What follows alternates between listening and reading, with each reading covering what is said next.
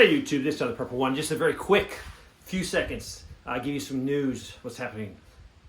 President Putin has ordered his military to increase the amount of manpower in their army. It was 180,000 more. This is going to put them at 2.4 million people, personnel, and I think it's 1.5 million troops. Now, this is the third increase since 2022. I think they had 137,000 and 170,000. I think that's right. 137, 170, and then this one's 180. This is just because he feels there's going to be a conflict, and he's getting ready for it.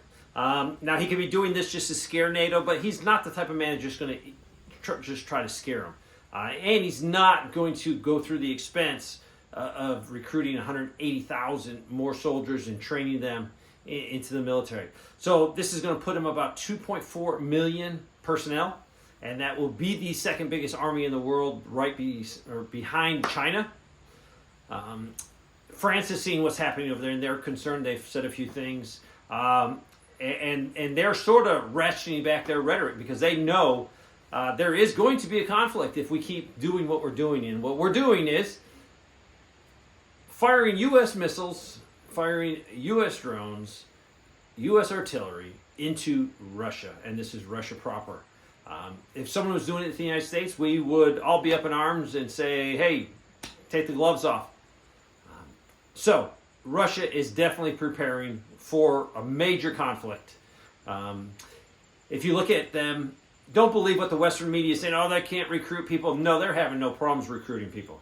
I got real boots on the ground over there, and no problem. So the Western media will tell you that, oh, no one wants to join the Putin army, the Russian army. That's an incorrect statement. If you contrast that with the U.S. military, oh, my word, night and day. We're politically correct. They're actually turning out war fighters. Plus, remember, they've had the last couple of years to actually fight peer-to-peer. We've never really done that. We take on little countries, we take on little dictators, but we don't go peer-to-peer and using our whole military. So they are battle-hardened. That's a huge advantage in their side. Plus, they're right there, so they'll be able to move equipment and troops very quickly. So Putin is fearful that this thing is going to cause a problem. He's been very patient with the NATO. He's been very patient with Europe, very patient with the U.S. But one day it's going to change. Do not be surprised if weapons fly across the border into Europe. And if they do that, don't say, oh, no, we're way across the ocean. The ocean is nothing. As you can see what the Houthis just did to Israel.